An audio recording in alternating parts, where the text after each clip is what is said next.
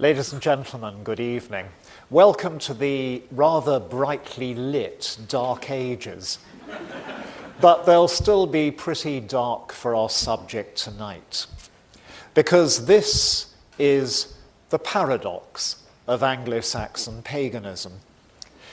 Although it arrived in Britain later than Roman paganism did, in a period we regard firmly in general as historical, much less is known about Anglo-Saxon paganism than that of the Romans.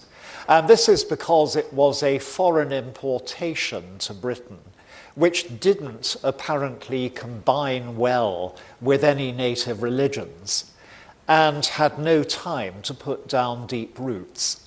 But nonetheless, it left permanent impact on the British landscape and made some lasting creative impact on art and literature. So let's set the scene. It's a pretty dreadful scene. The arriving Anglo-Saxons had the extraordinary experience of occupying a land which had recently gone through what scholars call a systems collapse. In other words, they found an economy and society which was very much a tribal one of petty kingdoms like their own, with subsistence farming and wooden huts and halls, yet all around were the imposing stone ruins of Roman towns, villas, fortresses, and factories. Except for the lack of ecological damage and a sudden population crash, it was like a landscape following a nuclear holocaust. It awed and troubled the newcomers, who left poetry testifying to the sense of melancholy and disorientation provoked by a new life among the wrecked constructions of peoples whom the newly arrived English thought must have been giants. I've put this particular bit of ruined Roman wall on the screen at the city of Wroxeter, the Roman city in Shropshire, because it could actually be the very wall featured in one of the poems to which I'm referring, known as The Wanderer. Where now the horse and the rider? Where are the folk and the givers of gold? Where is the hand on the harp string and the red fire glowing? I mourn the gleaming cups, the helms and the hauberks, the glory of the prince, now that time has passed away. Darkened beneath night's shadow, as if it had never been, where the loved people were, is now a wall of wondrous height, carved with serpent forms. The savage ash spears, avid for slaughter, have claimed all the warriors. Fate is mighty. They have passed like the rain on the mountain, like the wind in the meadow. Winter howls, then darkness draws on. The day has gone down in the west, behind the hills into shadow. Nothing is easy in the kingdom of earth. The world beneath the heavens is in the hands of fate. Here man is passing. Here maid is passing. Here life is passing. Here love is passing. All the face of the earth stands empty. Cheerful stuff, isn't it? But it's one clear reaction to occupying a ruined land. Not ruined by them, but by the collapse of an imperial system. But there's also another side which is unusual about the Anglo-Saxons, or to the Anglo-Saxons, and that is a tender humanity. I think only an Anglo-Saxon could have written a poem like Wulf and Eardwaka, giving voice to the complex feelings of a young woman who has just impulsively been unfaithful to her long-absent boyfriend. It was rainy weather, and I wept beside the hearth, thinking of my Wulf's far wanderings. One of the captains caught me in his arms. It gladdened me then, but it grieved me too. O Wulf, my Wulf, it was my wanting you that made me sick, your seldom coming, my hollowness at heart, not the hunger in my flesh. And I hear you say, it's easy to smash what was not yet made, our life together. So let's look at the particular problems of studying paganism. The pagan Anglo-Saxons were illiterate, and so we have no texts of theirs to testify to their beliefs and practices. And their period of residence in Britain as pagans was too short to leave archaeological material comparable with that from Roman Britain or the pre-Roman Iron Age. Early English literature is smaller in quantity than that of medieval Ireland, and lacks the medieval Welsh taste for tales of magic and of epic. There's a real possibility that a typical pagan Anglo-Saxon would not have been able to describe her or his religion, even if we could interview them. It shows no sign of having had either clear or universal principles. Much of what we know of it is inferred from later Christian English sources, or those of the Romans, or later Icelandic literature.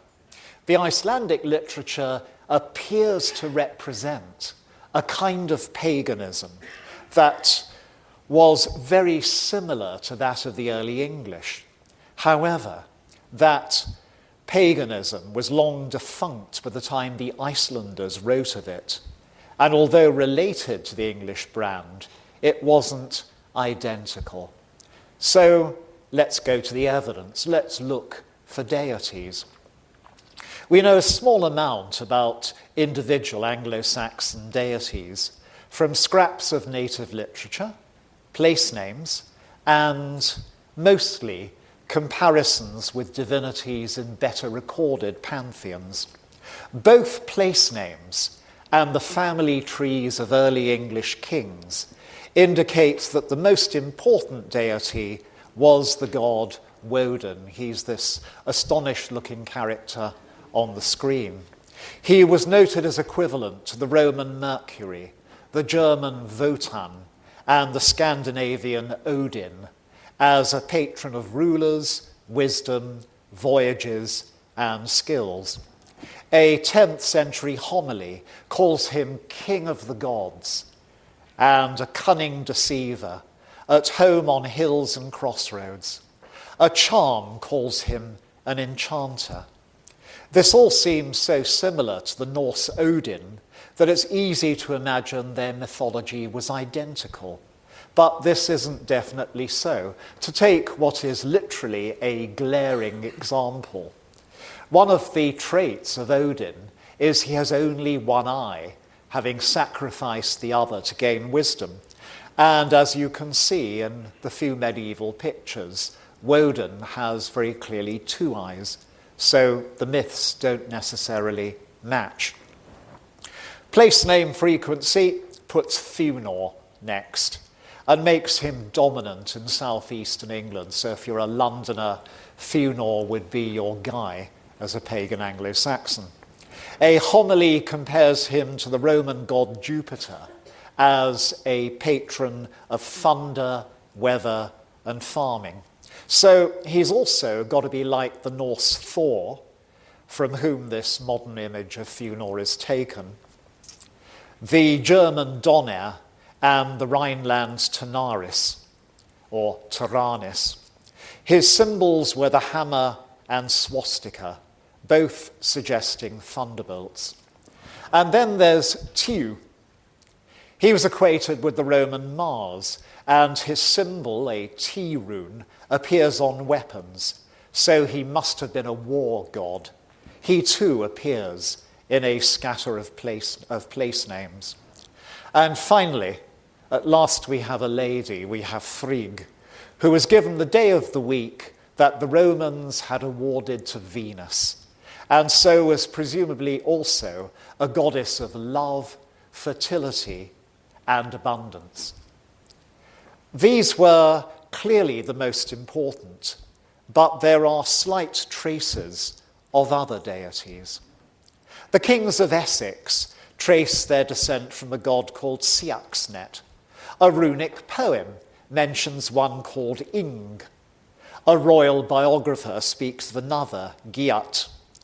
The great early English historian Bede recorded two goddesses, Hreda, whose name suggests the earth, and Jostr, whose name suggests the dawn, as worshipped in spring. However, we're not sure of the reliability of any of these sources in this respect. And we've almost certainly lost loads and loads of tribal and local deities, as Anglo-Saxon culture lacks the very sources, that's inscriptions and stories attached to places, that record these beings in other cultures.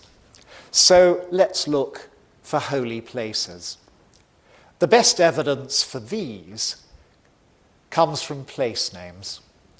Two place names have been identified by philologists as especially significant, both being found in southern and eastern England. One is Heag, which seems to mean a holy place on a hill, though this is uncertain. It often ends up today as Harrow, such as Harrow on the Hill, west of London, where the famous school is, which was the chief shrine of the Middlesex clan of the Gumminings.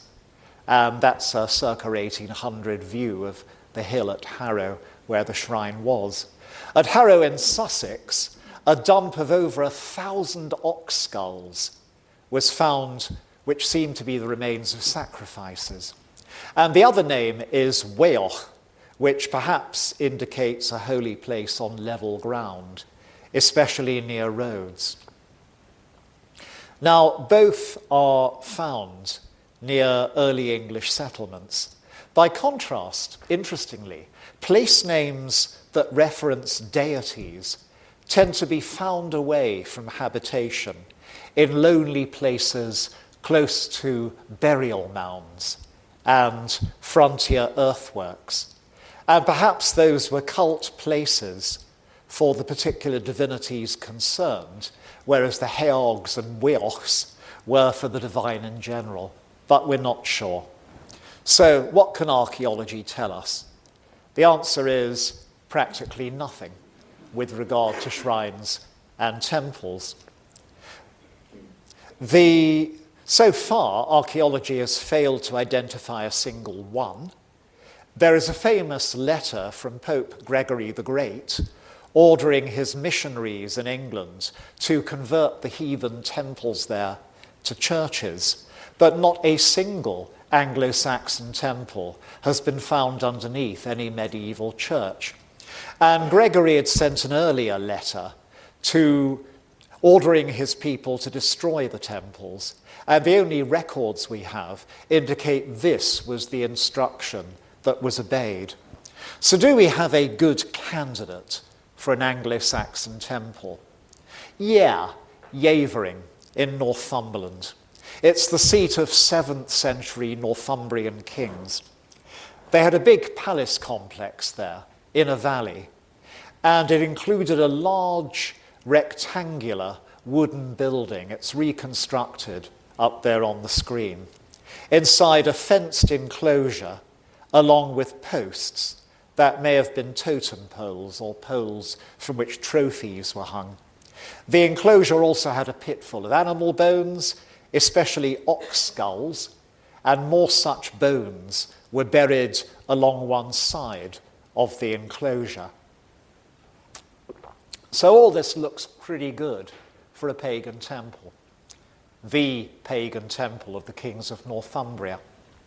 And what's more, it was burned to the ground, which could mean that Christianity destroyed it. On the other hand, burning things to the ground was the favourite pastime of feuding early English kings and rival kings for the same kingdom.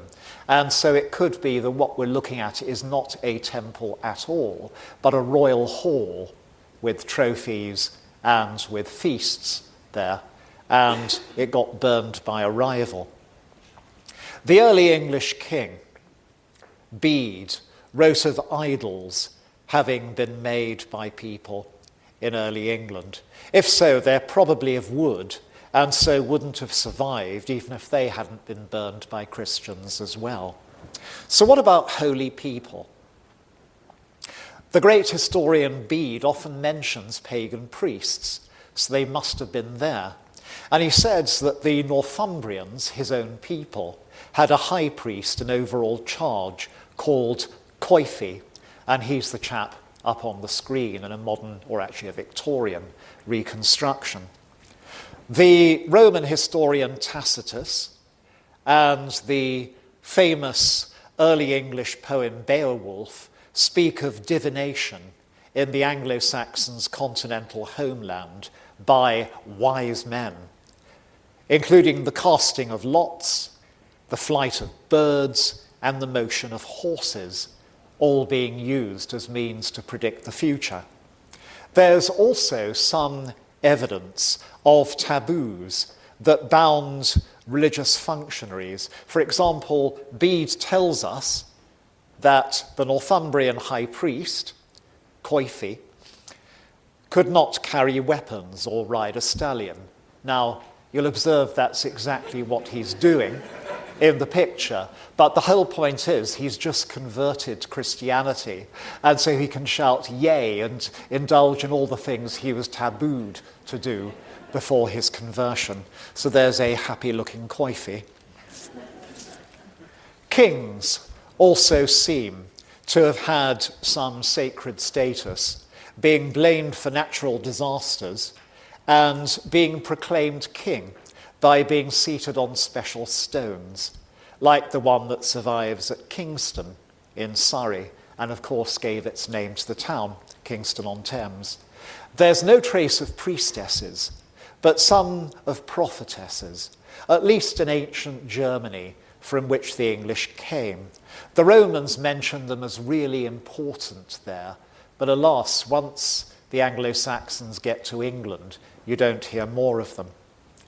The Romans said no more of the matter, so we're left to dream it. What seems completely missing from Germanic paganism is a learned class of religious functionaries, like the Druids of Celtic-speaking peoples. There's very little evidence for pagan Anglo-Saxon beliefs.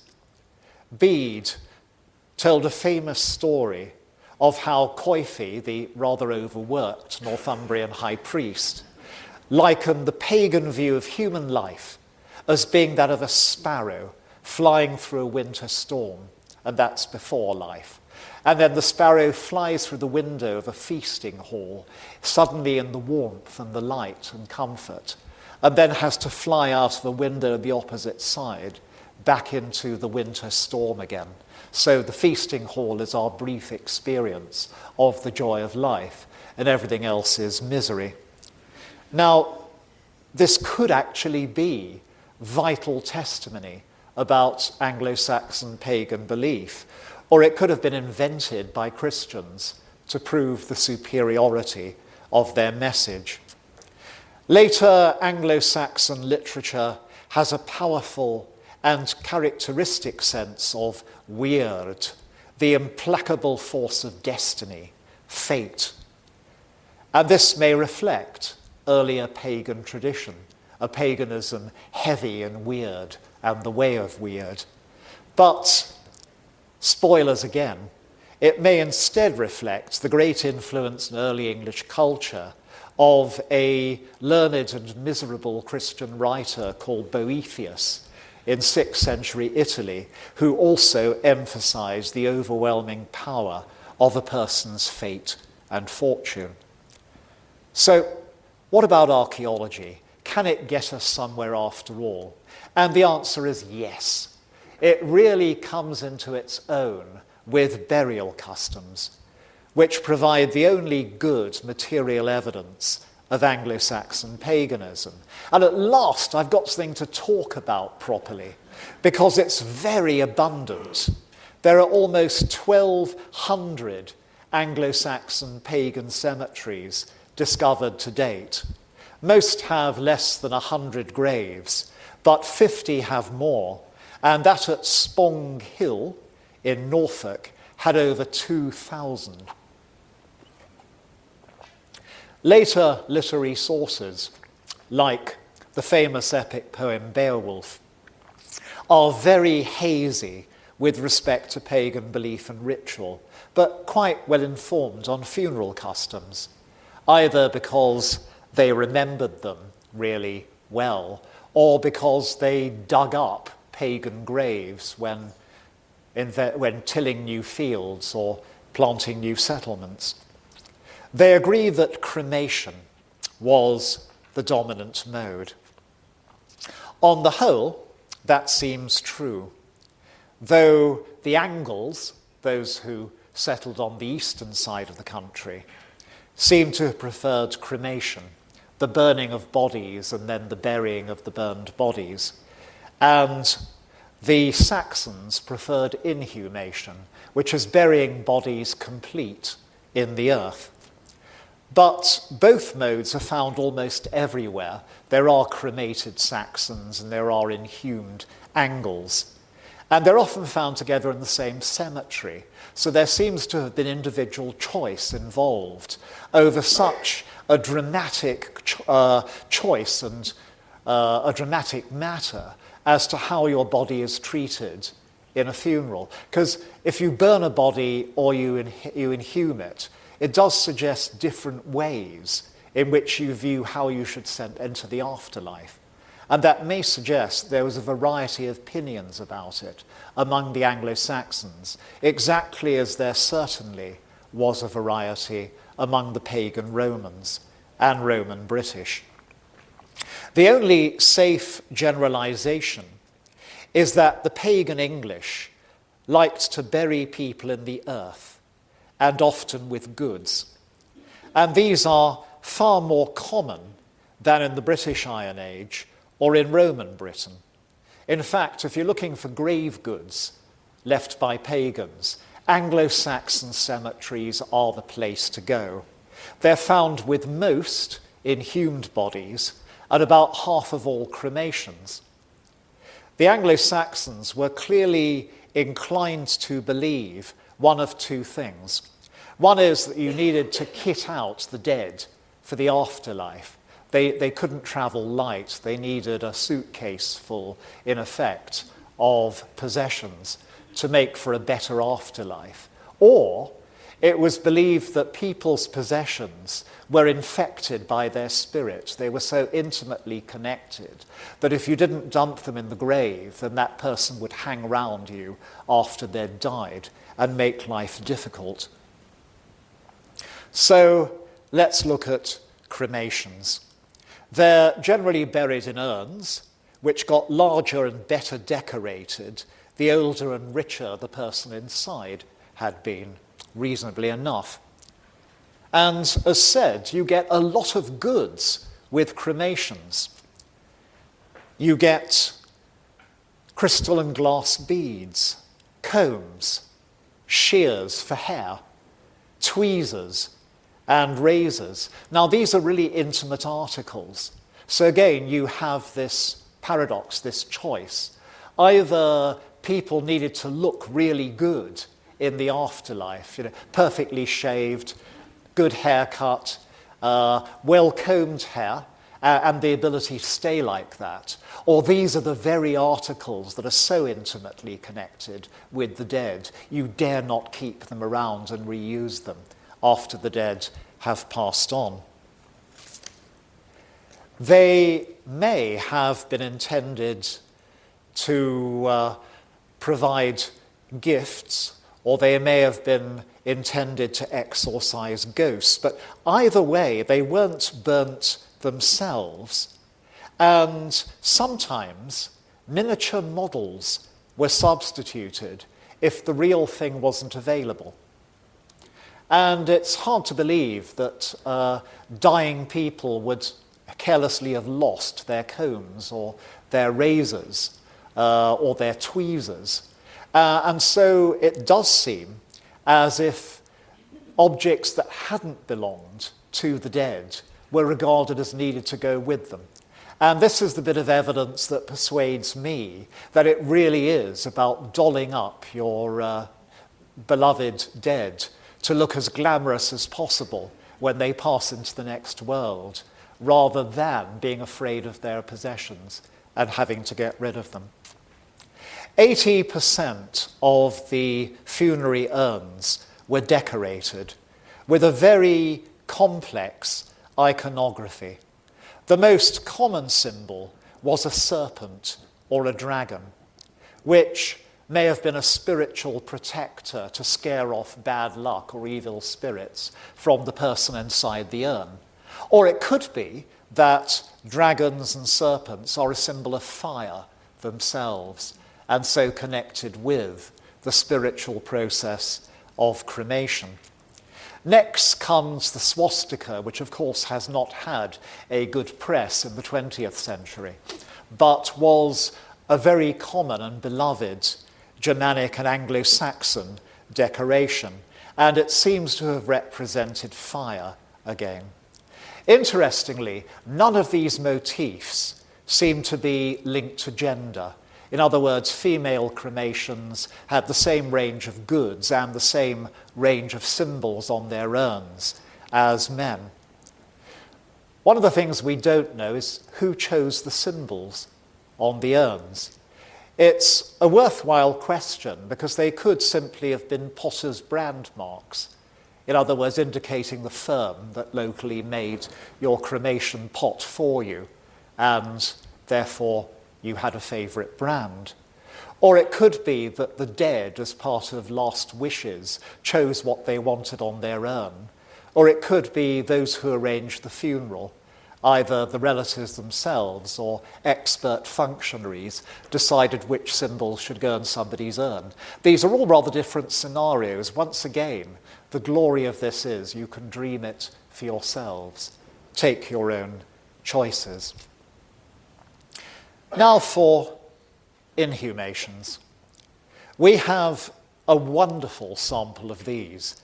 By the end of the 20th century, 5,476 had been properly excavated and recorded. Children were often buried crouching, perhaps like fetuses, so they could be returned to the womb of the earth or of a deity who gave birth to humans. They were often given adult weapons and jewellery as if you expected your kids to keep on growing in the next world, which, if so, suggests again a really optimistic sense of what's waiting when you go out, contradicting flatly Coifee's story about the howling winter night waiting at the end of life. Adults were buried fully clothed on their backs and with their heads pointing to the east, the direction from which dawn, new light, new life comes, as if it would raise them up again to head off into the next life. I'm being imaginative here, but the material is so rich, I think that we can do this. Almost all men had belts and knives, and this is not because they expect to have knife fights on the far side. It is because the knife is the only eating utensil. Forks don't arrive until the Italian Renaissance invents them. So the knife is your staple kitchen utensil. And again, they're expected to go on eating in the afterlife and clearly to enjoy themselves. Some had tools or weapons, and many were given food or drink vessels. All this points to a genuine, if not necessarily standard, concept of an afterlife. But there's also a huge range of items. I've gone over the most common, but there are lots of ornaments, which goes with looking great, but also maybe magical objects like crystal balls and amulets to be hung round the neck to keep you lucky. So again, people are fitted out with practically every need for what's expected to be a big new adventure. Now the bad news, the sinister stuff. There's quite a bit of this. A quarter of all inhumations, that's a lot, were buried with one body lying on top of another. Now, in many cases, this is fine. It may have been to indicate a family relationship, reuniting people intimately in the grave. But in 9 well-scattered cases, high-status burials, rich people, female or male, were accompanied by a lower-status person, put unceremoniously over or under them. In other words, the rich person was laid out really carefully and had the goods, and then some unfortunate was thrown in, either on top or thrown in, and then the body laid out over them. At Welbeck Hill in Lincolnshire, a woman had been beheaded and buried over a man who had prestigious grave goods. At Portway in Hampshire, a man who had been laid over a woman who had apparently been put into the grave with bound wrists.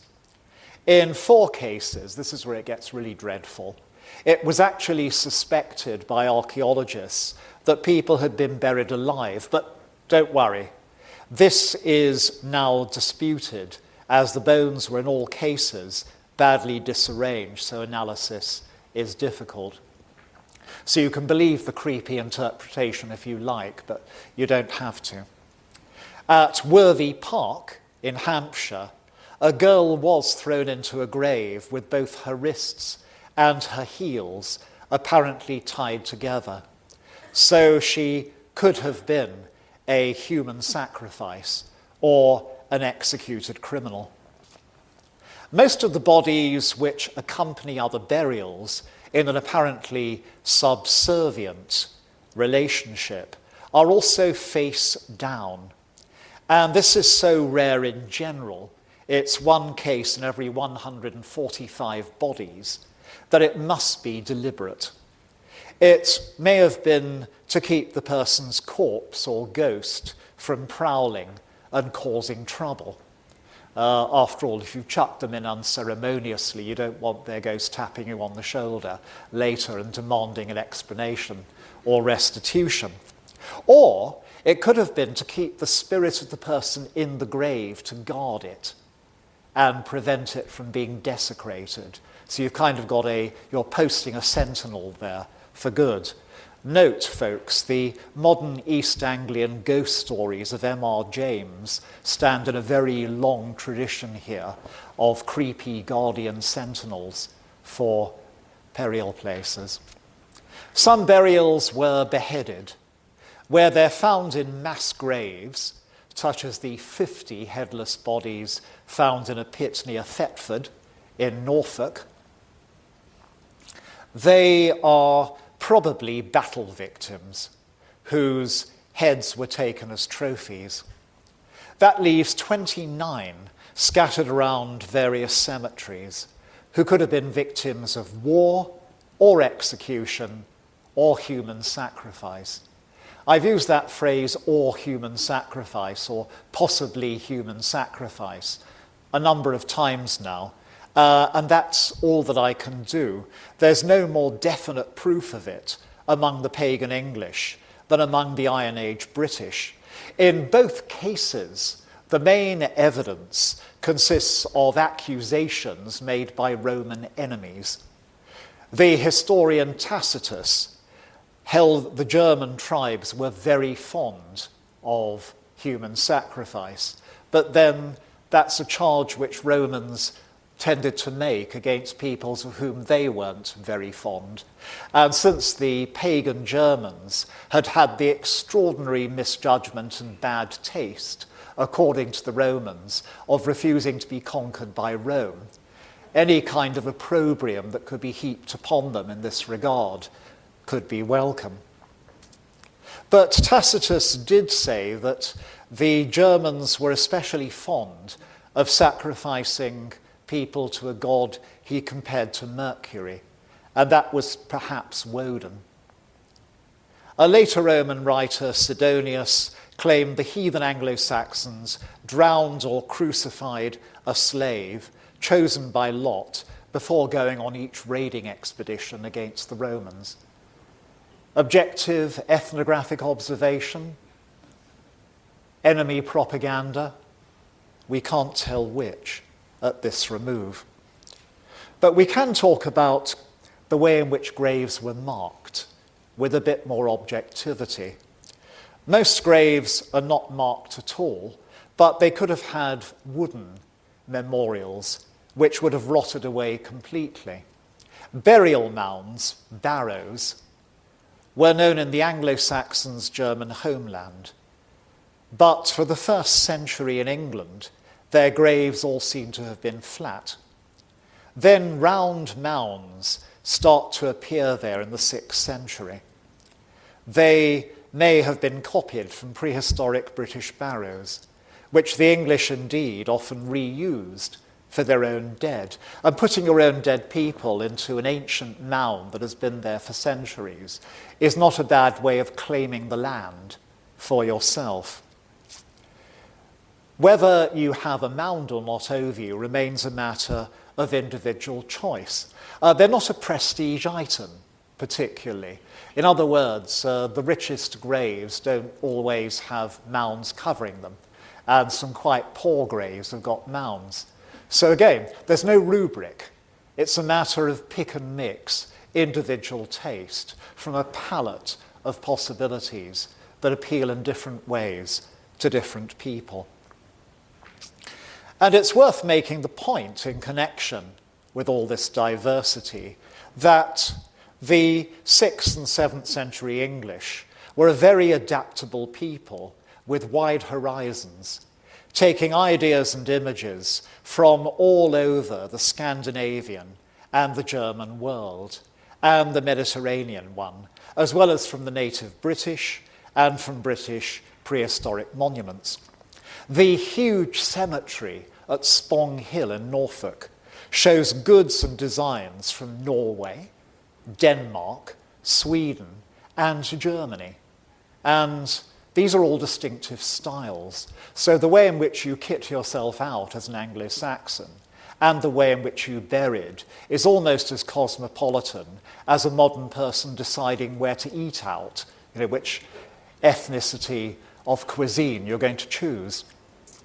And it does show a remarkable open-mindedness and versatility.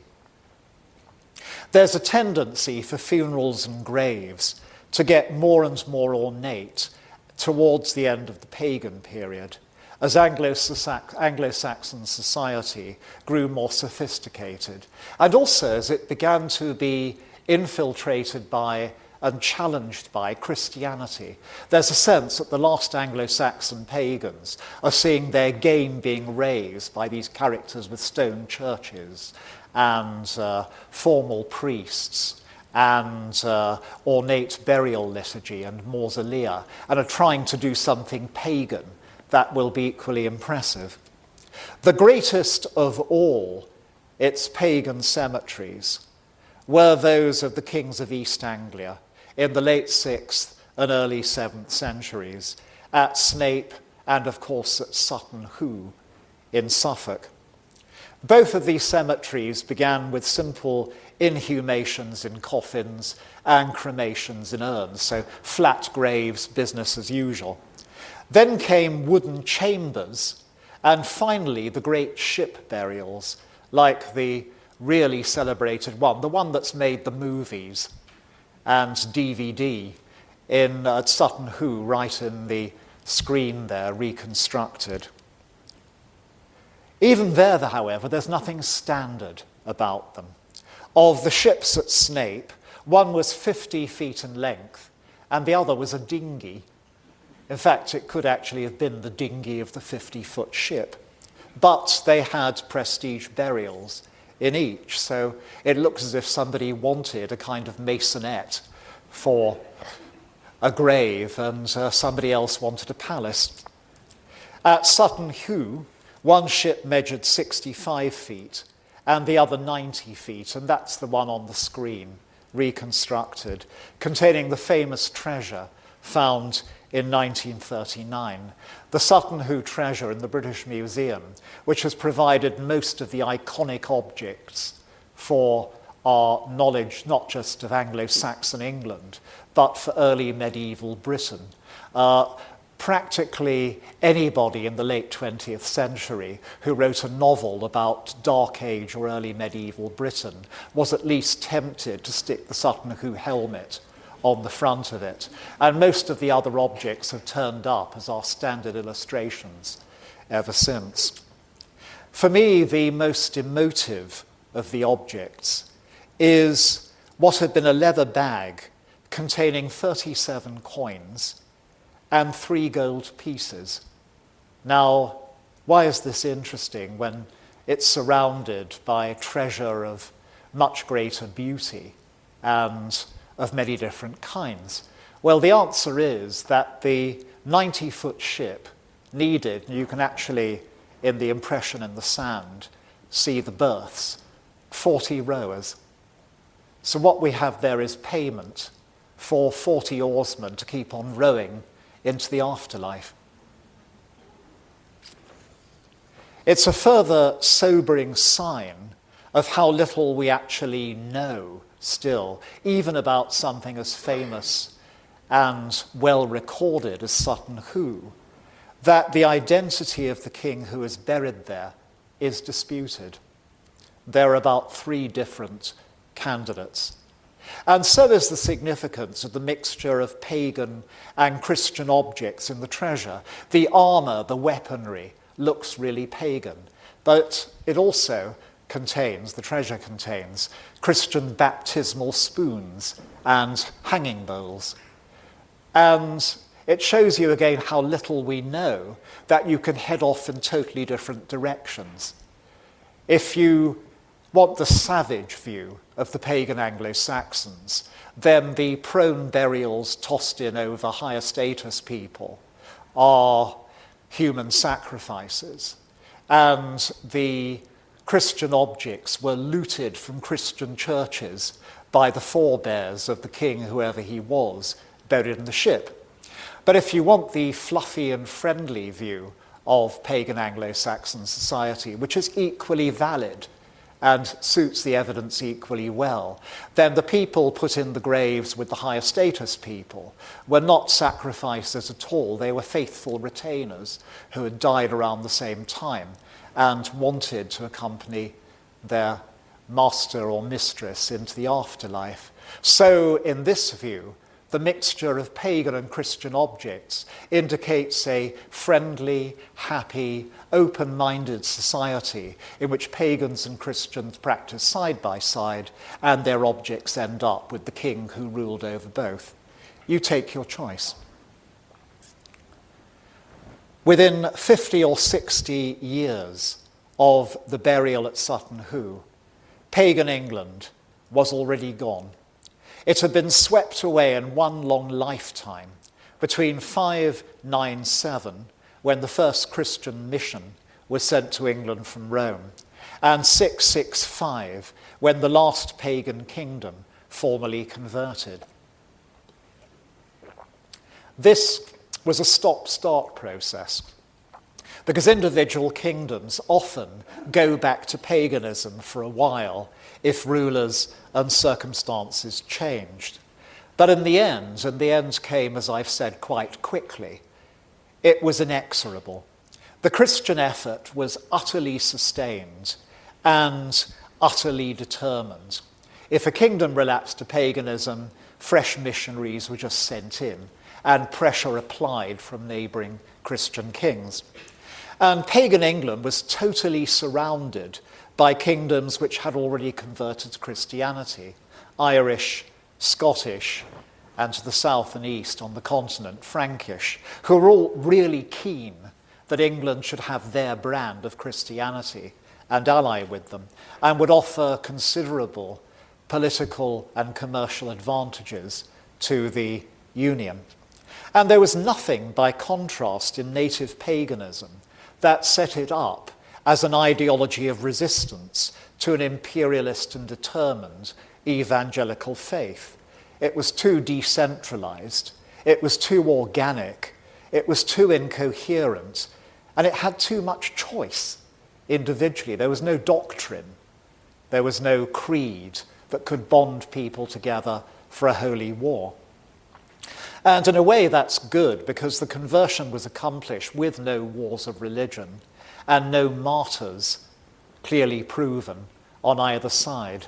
The last great pagan king in England was Penda, the king of Mercia, the kingdom that covered the Midlands. And he was feared by Christian kings because he really enjoyed killing them. He wiped out 5 of them before he fell in battle himself against a 6th. But he didn't enjoy killing them because they were Christians. He enjoyed killing them because they were rival kings. And Penda disposed of those with an extraordinary dexterity. He never at any point positioned himself as a pagan warrior as such, a pagan crusader. And although he died a pagan and presumably set off for the pagan afterlife, which I've been discussing, he was apparently totally happy that his own son and heir converted to Christianity before his father's death. Penda did not see his religion as something worth fighting for. He saw things like glory, loot, honor, and expanded territory as the stuff for which to fight, and did so superbly. In a way, therefore, the famous burial at Sutton Hoo sums up the enigma of Anglo-Saxon paganism, with its combination of cultural richness and profusion and abiding unanswered questions. Like the Sutton Hoo cemetery itself, Anglo-Saxon paganism begins in obscurity and ends in mystery, and yet its remains still have the capacity to thrill the senses and inspire the imagination. When Beowulf can end up being played by Ray Winston, so far, and Grendel's mother by Angelina Jolie, which is the bit that none of us expected, and the dig at Sutton Hoo can end up as a very successful movie, streaming now and with A-list stars, the Anglo-Saxon pagans still have a lot to say to us, even if we can't always hear exactly what they are saying.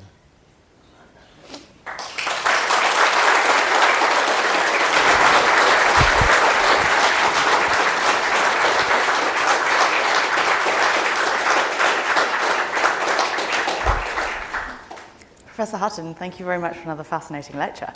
I have a lot of questions for you. Many of them have come from online, but I'll take a couple from here before I open it up to the floor. So, the first one for you. What visible or other remnants of the Anglo-Saxon theology can we see in London? Wonderful question. The answer is practically nothing. And this is because the pagan Anglo-Saxons didn't live in London. They had a look at all the crumbling des res there and decided probably it was too spooky. And so they built a new town, the old port, Aldwych, just to the west of the ruined Roman city. And Aldwych, at least as a name, is still there today. And they remained there until Alfred the Great stomped over from Wessex to the west and insisted that Aldwych be destroyed and the inhabitants relocated in Roman London as part of the re-Romanization and rebuilding of England, which Alfred, copying Rome at every stage, was instituting. And that's why the remains of Anglo-Saxon London are invisible. They're underneath St Clement Dane Church and St Mary in the Strand, and some rather expensive restaurants on that corner. I'll take another one.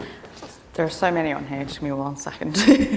Were Anglo-Saxon women found with weapons, and would this suggest female warriors? They are sometimes found with weapons. They're found with weapons a lot more rarely than men.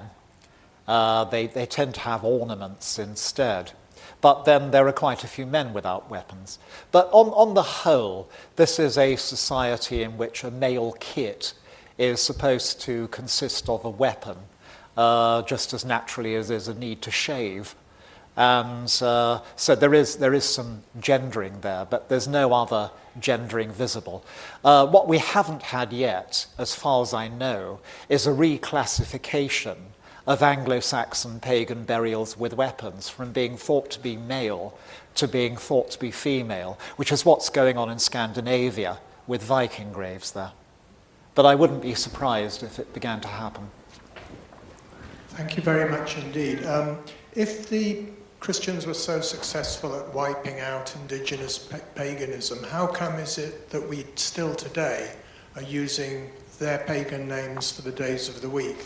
Whereas, for example, in Portuguese, they've renumbered them in an entirely acceptable fashion to the Christians, but here, clearly they survive. And secondary question to that, might that not account, if it was stronger than you've suggested, for the huge success of pagan invaders not very long afterwards?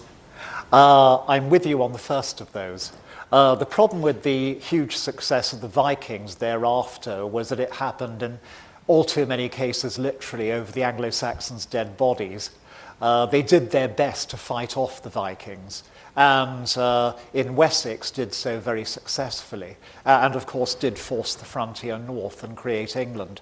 The reason why there are pagan names for the days of the week, I would love to think, is because of the affection that Anglo-Saxon Christianity had for Anglo-Saxon paganism. But it seems instead to be part of the ongoing post-Roman admiration for Rome. In other words, that Christianized people in other Roman territories adopted the names that the Romans had given to the days of the week, which were named after pagan gods, and didn't want to change that system by working out, well, shall we give Monday to St. Peter and Tuesday to St. Andrew and so on? It never even seems to have been discussed. There were Christians who grumbled about it, but no official attempt to review it. But what is really interesting is there was enough of a local pride in specifically English paganism for the English to be most unusual in peoples within the old Roman Empire in not taking the Roman names. So the French, the Franks, were equally Germanic, but their Wednesday is still Mercredi, after Mercury. And here it's Woden's Day. My question is about the grave goods, really. I mean, it does seem you described it at the beginning as subsistence agriculture in a very sort of poor communities.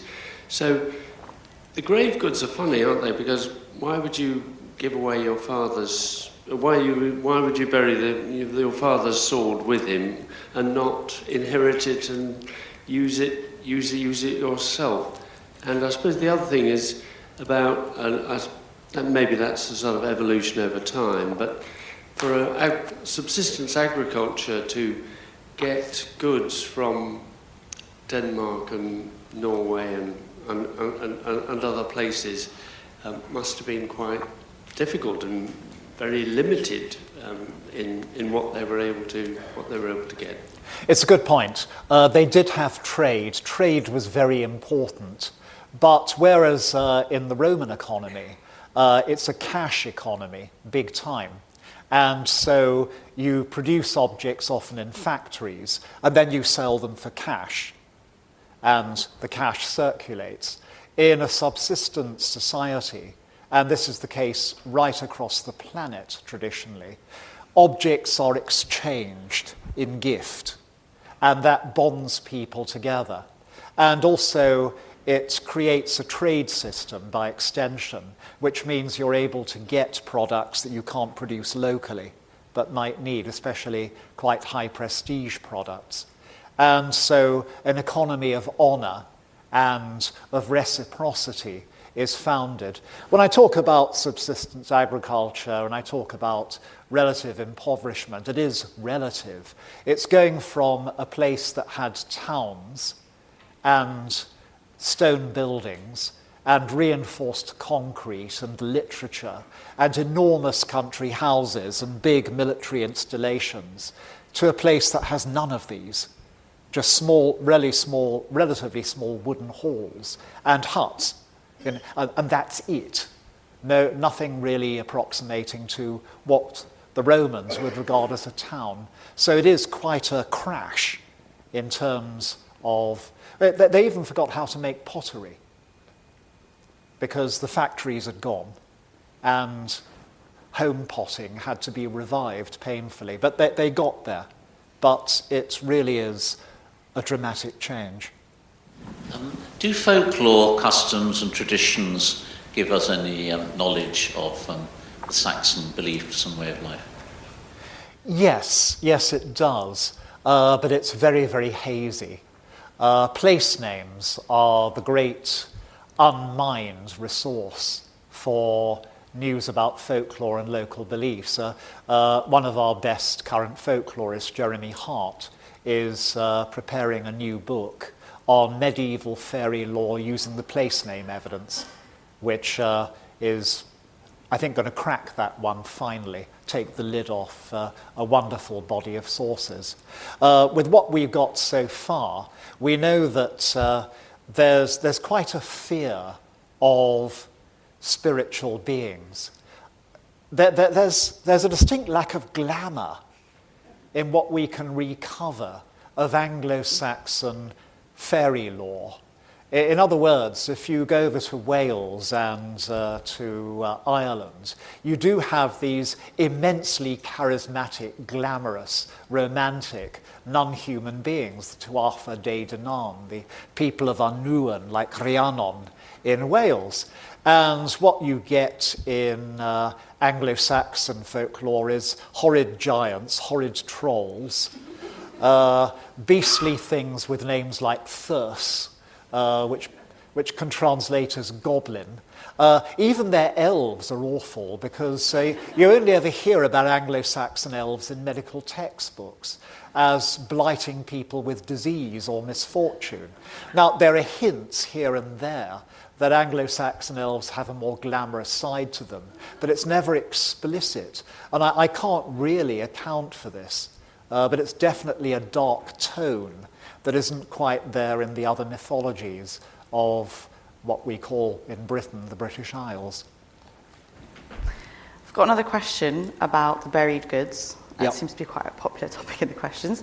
Do graves have artefacts that could suggest an occupant's profession, such as masons, blacksmiths, woodworkers? They don't seem to have had professions in pagan Anglo-Saxon England. It's all the same farming society with a lot of fighting, apparently, and a lot of trading, apparently. And that's kind of it. You get the occasional grave that's really big on crystal balls and amulets, and we all get really excited then and say, can we use words like shaman or shamaness or wise person or cunning person about these people? And the answer is probably yes, but they're kind of all-purpose folk magicians rather than being specialized professions. Take one more question from the online audience. Prone burials in Eastern Europe sometimes indicated people thought the person was one of the living dead. Any indication of vampiric beliefs in Anglo-Saxon or Germanic people? Yeah. Trouble is that practically every people in prehistoric and early historic Europe seem to have been worried about their dead or somebody else's dead, because all over you find evidence, including Roman Britain, of corpses being staked or decapitated and their heads placed between their knees, or weighed down with heavy stones. There's definite anxiety about certain dead people. And this goes with a kind of worldwide, or at least very widespread belief globally, that bad people are inclined to want to come back. So I'm afraid that's all the time we've got this evening. Please join me in thanking Professor Hutton one more time, and hope to see you soon.